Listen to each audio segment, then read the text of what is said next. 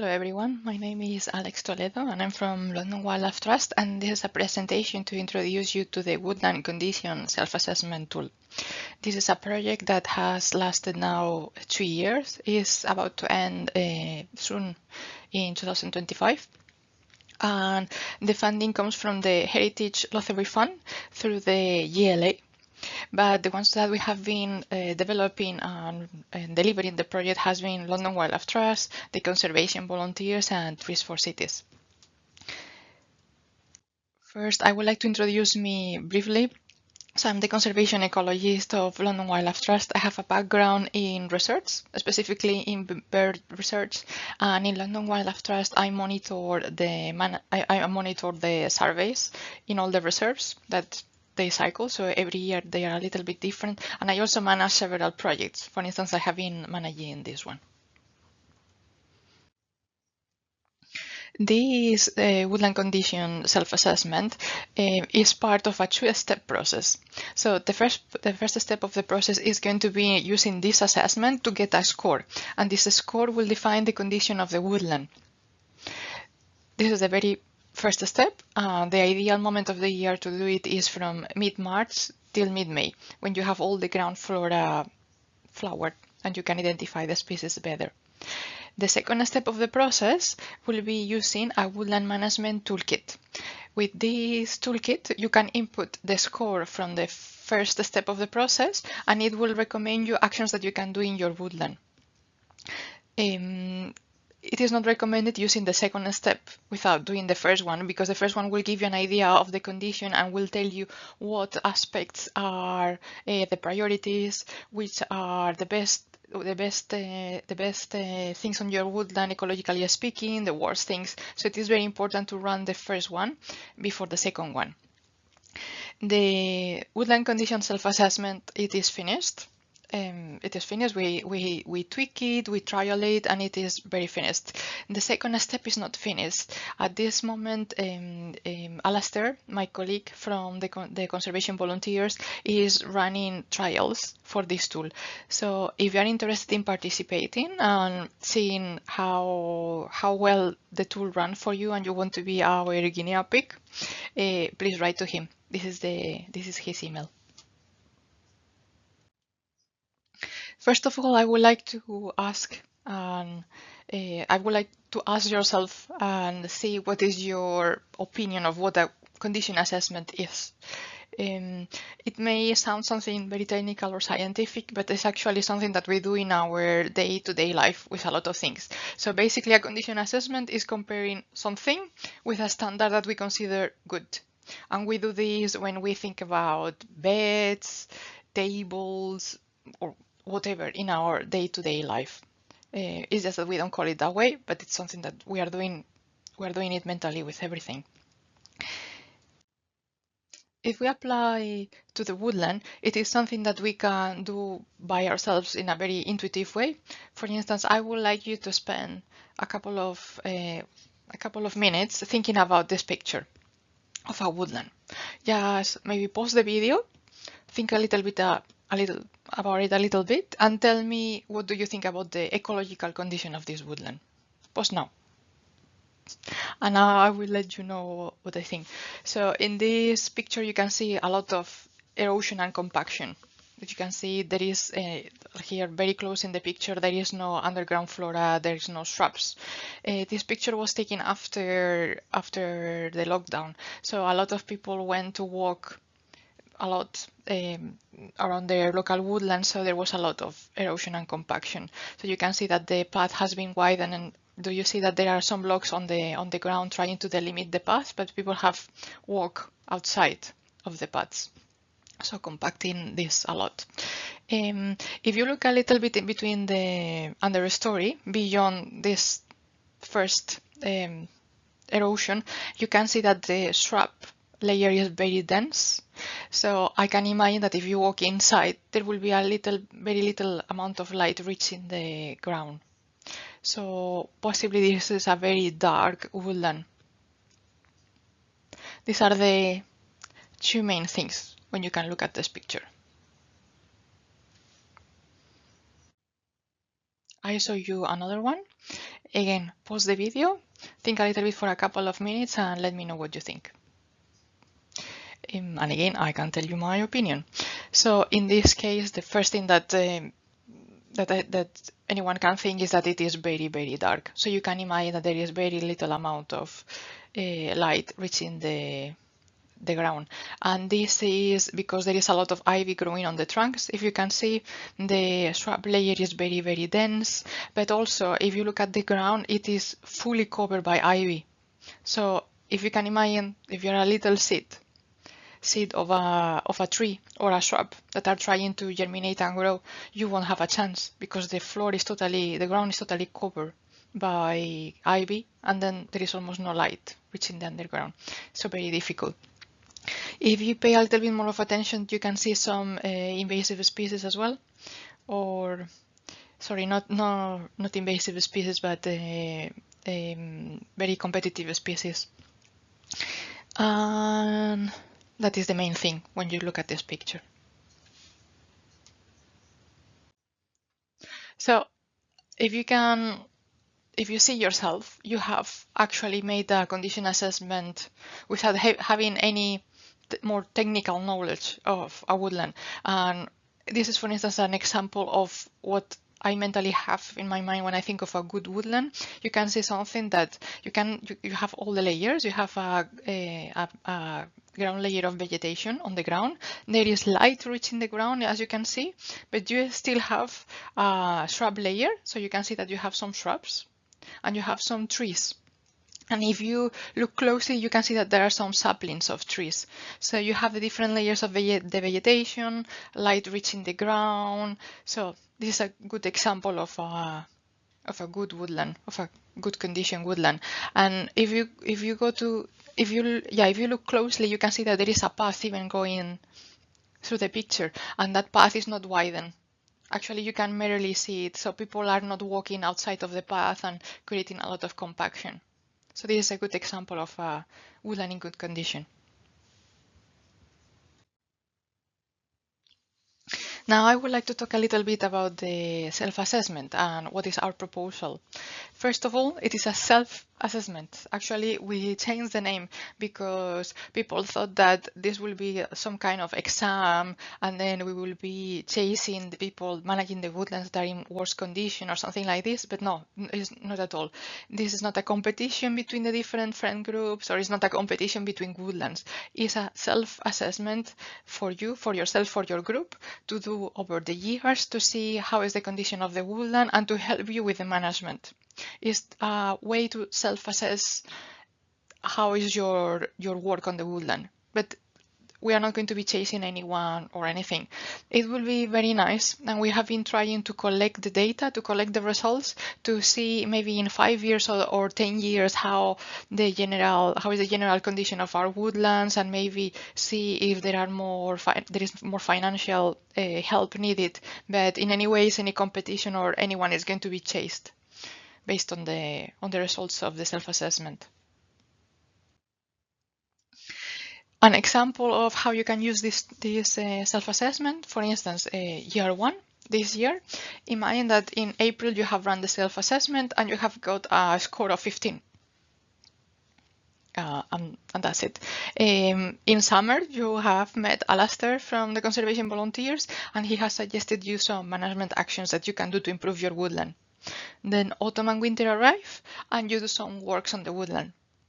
This is how a year one in a woodland can look like. Then the following year, you run the self-assessment again and you get a score of 20 because you have been doing works in the woodland. And then the following year, you repeat the same process and you get a score of 25. So every year, because you have been doing works, every time you run the self-assessment, is going to improve slightly. And you may think, oh, Alex, I don't think that nature can improve that quickly. I don't think that can get reflected that quickly in the self-assessment, but it really can. We're going to see later on that there are different categories and you can make improvements in a woodland very, very quickly. An example that I give is Camley Street Natural Park. I suggested removing some of the ivy growing on the ground. So there could be more light reaching the ground. And they simply removed the ivy, and suddenly there was a lot of ground flora uh, that just came up. It was in the seed bank of the yeah inside of the ground, but just because there was a layer of ivy, nothing could grow. So as soon as they removed the ivy, even after years and after years and years of having the ivy, the seeds started to germinate. So within the same season, they could see a change. So you can see very quick changes in a woodland after doing some management, and that will be reflected in the self-assessment tool.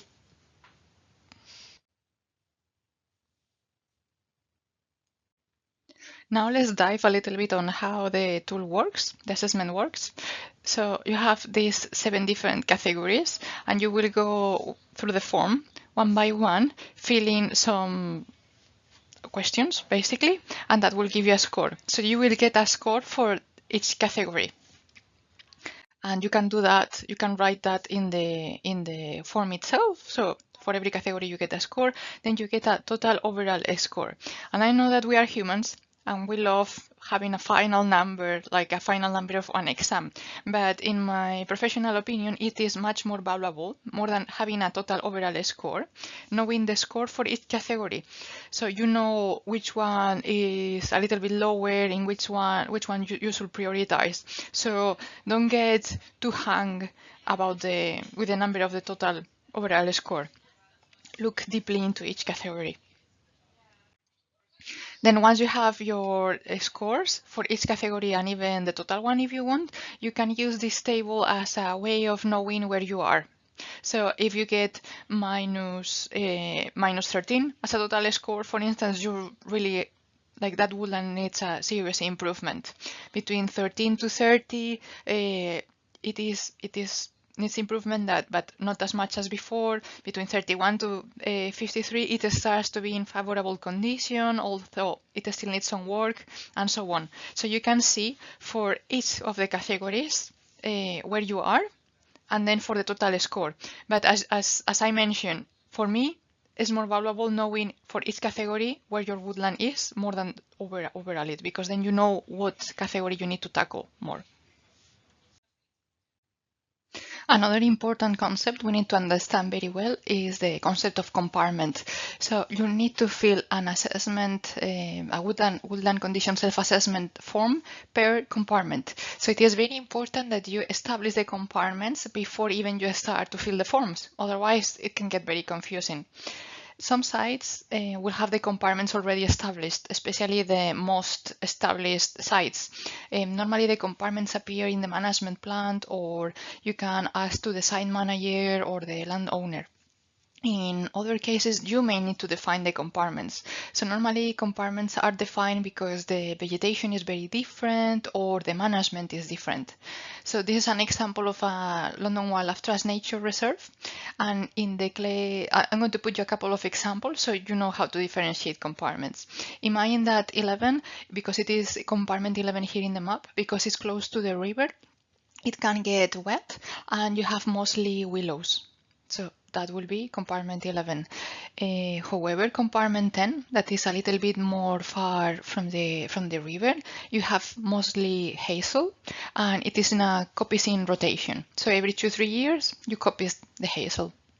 In this case, you have 2 different areas with different species and very different management. So that will differentiate a compartment. Another example could be, imagine that you have 11, you decide to copy 1 year, one compartment, half of the compartment, but not the other half. In that case, if you want, maybe you can break down 10 in 2. So you can have 10.1 and 10.2 and fill a form for each of them if you are doing an experiment and you want to see how they differ with time. So in this way, you can establish the compartments and you can name them. I would recommend you trying to keep the compartments names if they exist already, and try to move. If you need to change them, try to change them slightly, like 10.1, 10.2, 10.3, or tame point A, tame point B, not changing them completely, because then it starts to be a little bit messy.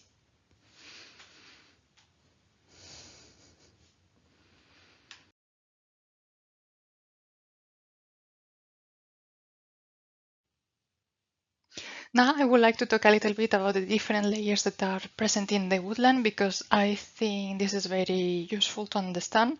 So when you are filling your assessment on site, you have a look before even started to fill the assessment, you have a look, you identify the different layers, and then it's going to be much easier to complete the assessment as you go. So in a woodland,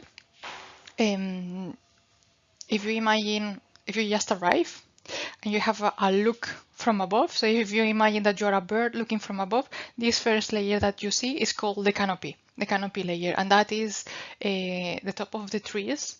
Some trees are small and won't be able to reach the canopy, so not all the trees inside of the woodland form the canopy, but some of them they do. Is this first layer that you can see in an aerial. Then if you start to go down from the canopy, yes, you have trees at different heights, of different ages, and at some point you will have shrubs. You will arrive to the shrub layer. And again, the shrub layer can vary according to the age and the species that you have. But normally it goes from up to 2 meters or something like this to 0.5 meters. A half a meter. And then under the shrub layer, normally you have the ground layer. And it goes normally up to half a meter, so around the knee. That is the ground layer. This is not as easy as it seems in this picture. For instance, if you have bramble that have grown quite a lot, is this bramble in the shrub layer or in the ground layer? If it is young bramble that hasn't grown very high, do you have it in the ground layer or in the shrub layer? So sometimes it depends. It's not as easy as it may seem. Bramble normally is considered in the ground layer, but it can be, if it is big, it can be as a shrub. It can be a shrub. Other shrubs, they can become trees. And this is the case, for instance, of the hawthorn. Myself, I have been in a forest where the canopy were hawthorns. They were very big and very old. So even if a hawthorn normally is in the shrub layer, if it is only hawthorn, if they are very old, they can become trees. So you will have hawthorns in the canopy layer. Yes. Now, if we talk a little bit about the trees in your woodland, normally what you want, ideally, to have a woodland in good condition is a species richness. Although there are exceptions. There are some forests, some woodlands that are only formed by one tree species. For instance, beech. It's very common to have a forest with only beech. So even if it is important having a species richness to have more resilience as a woodland, some woodlands may only have one species. So don't get too hung into it if you only have one species present. If it is beech or pine or a woodland that is made typically of only one species. What is very, very important to have in a woodland, even if it's made of one species, is regeneration. That means that you don't have only very tall and old trees. You have different ones. You have some saplings, you will have some young trees. So you can see in this picture, for instance, that you have a very big tree here at the front, but you have also other trees that are younger. So this is what you want. And then ideally you have some saplings. So you have different tree ages. This is ideally what you have when we talk about trees in a woodland. These are two examples of woodland. We have seen this picture before. So the picture that you see above, it is in woodlands that are this dark, where the ground cover is basically only ivy or bramble or a mix of both. It is very rare to have saplings, for instance, because it is very dark. And yeah, if you imagine that you are a seat of a tree, it's very difficult for you to grow with this darkness and that competition by the ivy. Now, if you imagine the woodland that you have at the right, when there is a lot of light that reaches the ground, normally in a woodland like this, you will have saplings and younger trees because there is more light and less competition. So as you can see, everything influences everything basically in a woodland. With the shrubs, it's basically the same than with the trees. You want a species richness, and you will expect more richness of shrubs than you will expect of trees.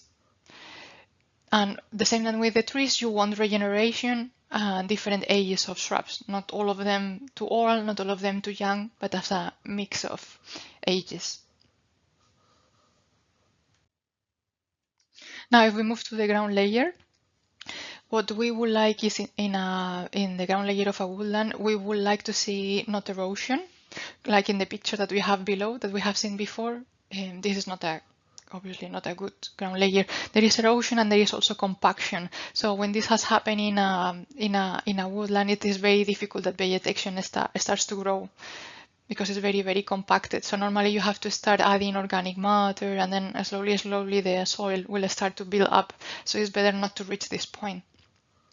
However, you want some little bit of bare ground, and typically it has been done by animals like badgers that open bare ground where other seeds can germinate. So you will have, again, mix of ages and species, but you can do this also manually.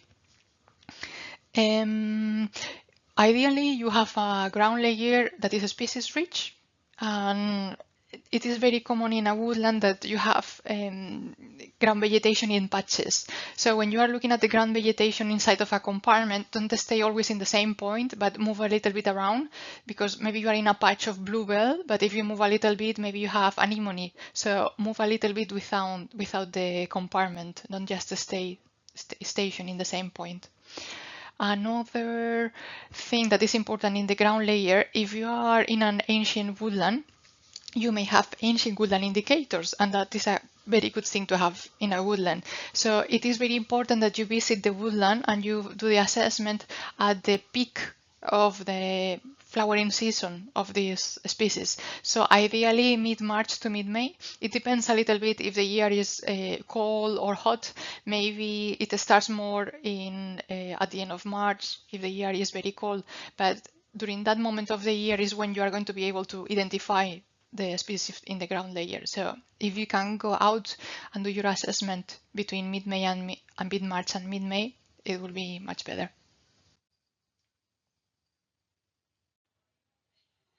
Another section that is very important in the self-assessment is the section about competitive and invasive species.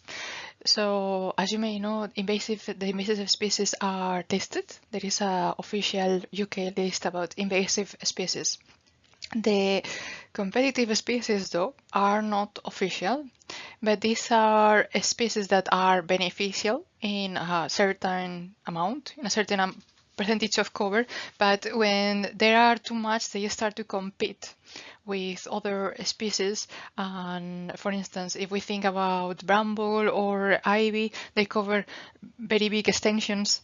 They shade it, they don't let anything grow through.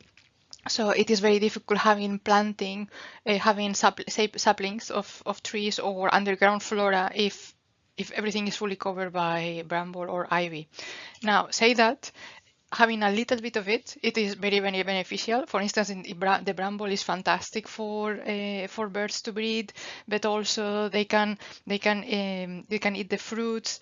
This is an example of in the picture you can see an example of a place where having bramble is very good also to regulate the traffic of people. So you have bramble growing at both sides of a path, so people cannot go through.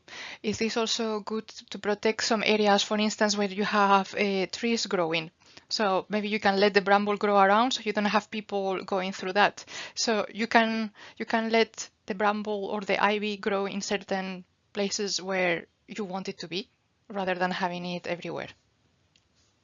So they are not bad species, but in small proportions can be beneficial. It depends on the amount and where. I want to talk a little bit more about ivy because there is a general misbelief that ivy is something negative in a woodland, but it is not. I don't know if you have seen an ivy when it is in flower. It is full of pollinators and invertebrates. Birds can nest inside of ivy when it's like this in a tree trunk, and it has been proven that some bats can roost underneath the roots when they are big, like you can see in the picture of the right. So ivy is really fantastic. uh, Sometimes it can be a little bit dangerous. For instance, if you have a tree that is like the one in the left, maybe the tree is dead and the ivy is growing and making the tree weigh a lot, the tree may fall. And if you have trees like this close to paths or fences or to houses, they can be very dangerous. So there is in this case there is a health and safety issue, health and safety reason to remove at least part of the ivy. For instance, if you have a tree like this in the center of the woodland where you don't have anyone going around, maybe you can leave it.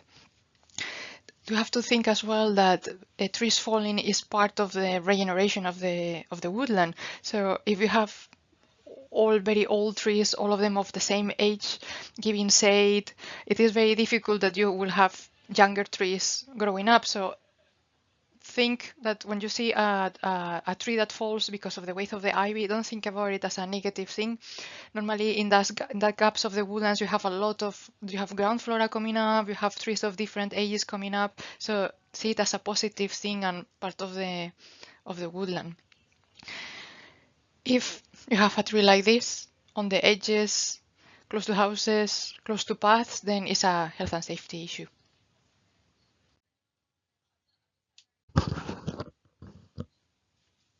One thing that I wanted to mention as well, and it is mentioned in the form, is standing deadwood.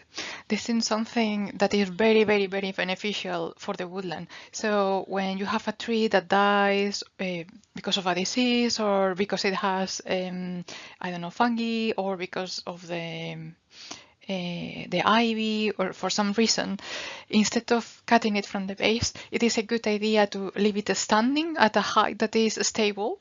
You can remove all the branches that may fall, and create this what we call is monolith. Having standing dead wood or laying dead wood that is very big is very beneficial for the woodland and for species that feed on this dead wood. Another thing that you can do when you are doing any tree works is asking the tree surgeons or yourself, if you are doing the job, is not doing clean cuts. Like you can see in the picture on the left, this is like a feathery cut, and this is very good for bats to roost, for birds to nest.